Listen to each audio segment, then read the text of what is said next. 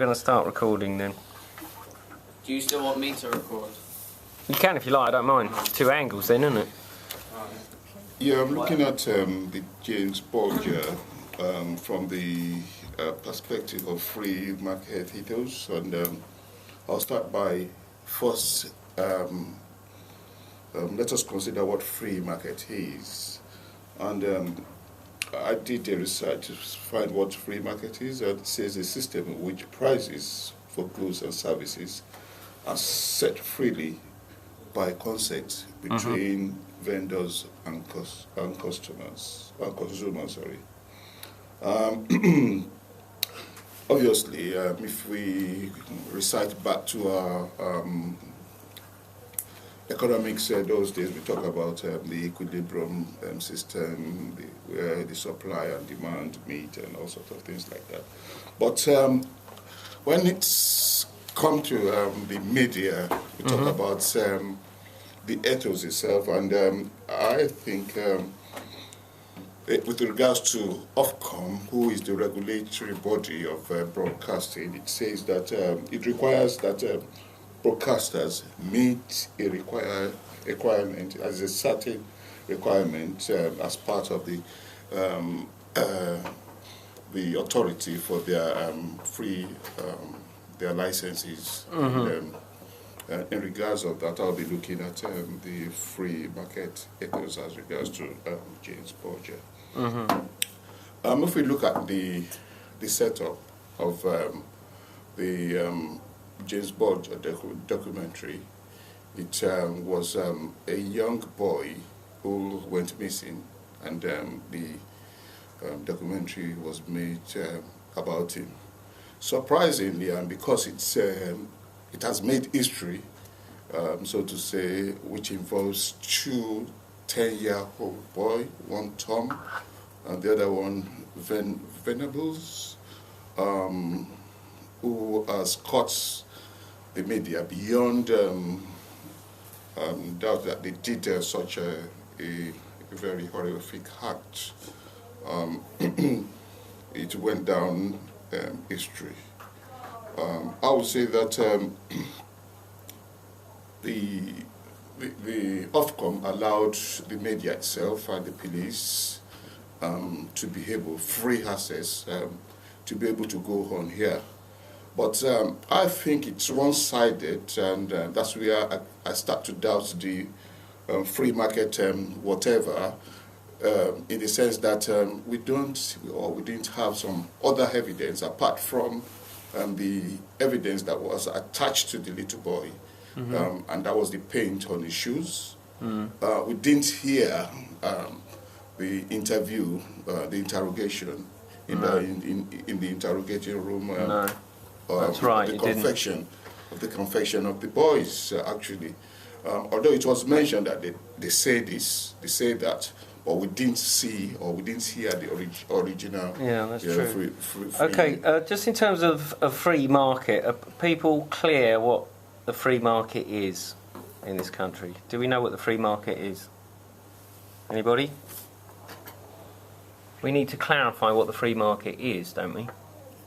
The free market is a license to sort of trade, sell, make and sell whatever you like, as long as it's not an illegal substance. So, for example, if it's been brought into the country, it's passed regulations of food and hygiene regulations for certain things to come into the country. If you've got it into the country and it's passed that regulation, then you're free to sell it at a market. And that's essentially what the free market is. In television, it means that if it's been, agreed by Ofcom, which is the other communication regulators in this country, if it's been agreed and approved by them, standardised by them, and everything that Ofcom do, then you're free to make the programme and broadcast it. So that's how the principle works for television and media. Yes, there is a free market. That's why commercial channels like Sky and Channel 5 are allowed to make whatever programs they like, as long as it's been regulated. So it means that television and media is regulated in this country, but we're not. We still have a freedom of speech, and that's what the free market means. Now, Iman, if I go to you now, because yours was on long. Is it actually recording? Yeah. Because there's normally a light at the back of it. No, it is recording. It's been recording for 6 minutes now. Iman, yours was something similar, wasn't it? What was your one? Public service ethos. Public service ethos. So what's that? It's like a bunch of like ethical values that public servants have to like.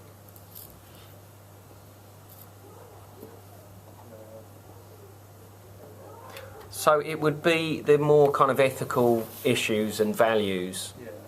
that society adheres to, Yeah. and presumably our television programs have to take that into account without being presumably offensive and potentially harmful. So,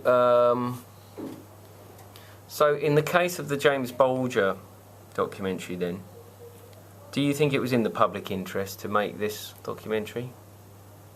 Yeah, I think so. Why? It kind of raises awareness for that sort of stuff. Because it's a pretty serious thing that they did. Hmm. Yeah. So it works like an extension of the police media, the police, the news reports that would have been on the news at the time. This Channel 5 documentary acts as an extension to that, doesn't it, with more detail? Does anyone disagree and think that actually it's in poor taste and it doesn't benefit the public interest or society at all, and this documentary should perhaps not have been made? Does anyone think that? I think it should be made because eventually Venable Yeah, John eventually came to notice him. I think after about 10 years, when he committed, although his identity had been changed by then, but he came to the public notice again, and which also set a pace that if identities have been changed, it doesn't mean that their characters or their intention have been changed. So it sends a message to the public also in that vein. Yeah. Okay. What about... Are you ready to go now, Estefania? With ownership and access. What's that?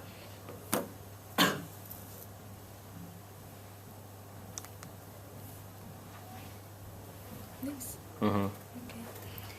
It was owned by Channel 5. You can access to this documentary on the channel. It was broadcasted on the 25th of October at 10 p.m. And they're trying to show the big impact. Yeah, that's right. They said on their website that the point of the documentary was to reflect the impact that the crime had on society. And it's part of a series called The Crimes That Shook Britain. Okay. And it was easy to access because it's Channel 5, 10 o'clock in the evening, and they own it. There's their series. They own the broadcast. Okay. What about Taste and Decency then? Where it was shown at 10 p.m, it was after Watershed, so they were allowed to show more violence and more harmful things, but they were also required to illustrate that it's one of the rarer crimes, because when it comes to standards, it says that shows should reflect on whether or not the violence presented would inflict a psychological damage to the audience, so making them feel unsafe to go outside. So they had to illustrate that it's a rare crime because 2 10-year-olds, they're pretty much common nowadays. And then that would make people feel scared of children, which the show didn't really want to happen, and they just wanted to expose it.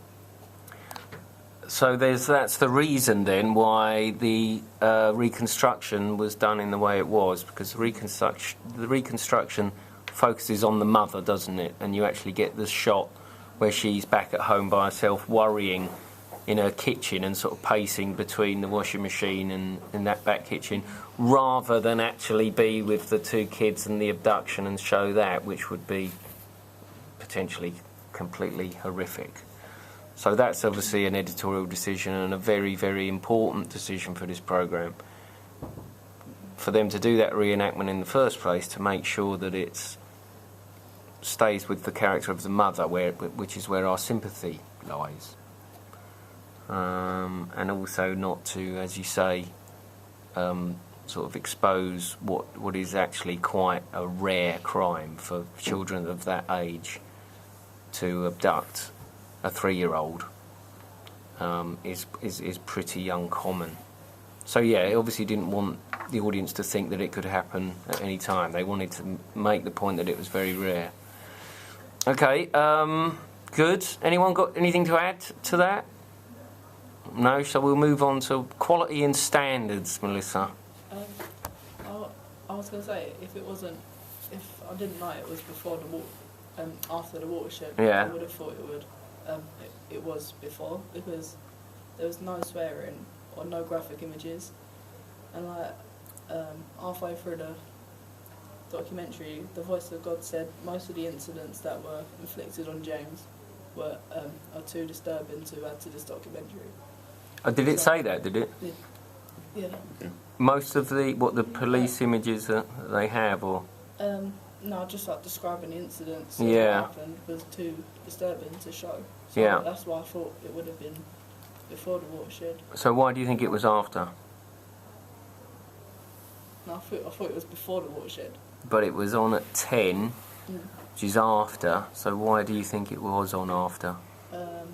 Because some people might find it discomforting to watch. Just the subject, Seeing, yeah, regardless of exactly, the content. especially if you're like a parent and if your child gets taken away, it's just the upsetting. subject itself. Yeah. Yeah, you wouldn't put a documentary on like that before the watershed, because it's, even though there's no offensive language, and as you see, they don't actually show any offensive imagery at all. But the subject itself is disturbing, so it has to go on after 9:30. All right. What about the sort of quality of it and standards? Did we think it was a well-made documentary, or? Yeah, because you got most of the information that they want you to know about it, and they just wanted to know what they've done, basically. Okay, well, I'll tell you what, we'll come back to that, what you all actually thought of it as a programme in a minute.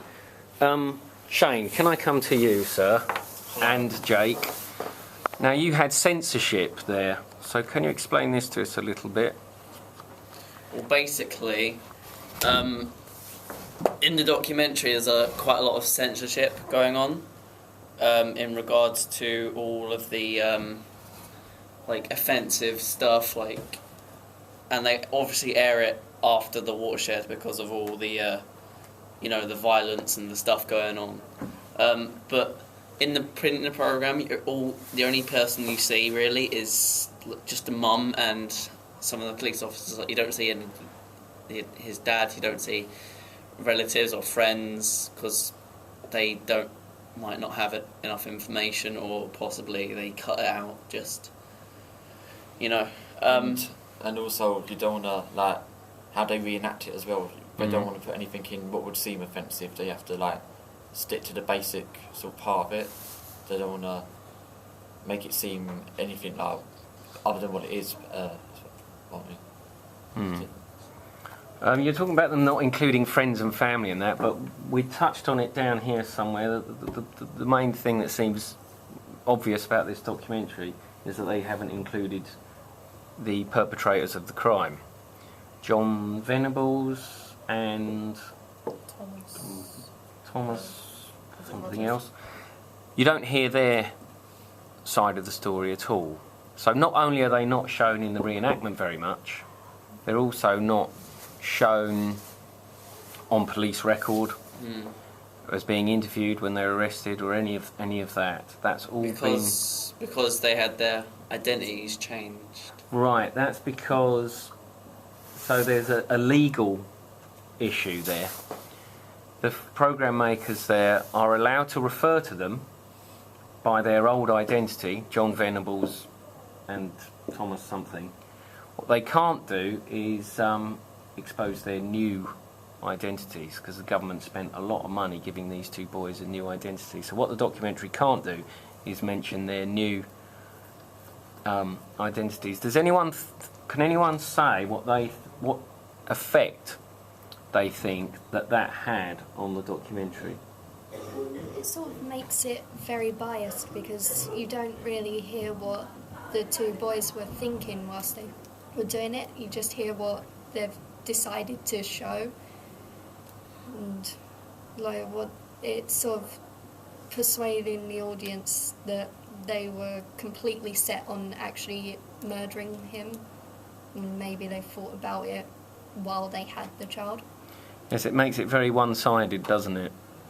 And also, I think they're referred to at some point in the documentary, it's over a week since I saw it, and I might be wrong, but I think they're referred to as evil at one point. Yeah. These two boys are actually referred to as evil. However, it's in past tense. It's not like they're referring to the new identity and their new rehabilitated new identities as evil. They're referring to the old identity as evil. And I think they've got some artistic license there. The fact that they're not allowed to reveal the new identity means that they can refer to this old identity as evil.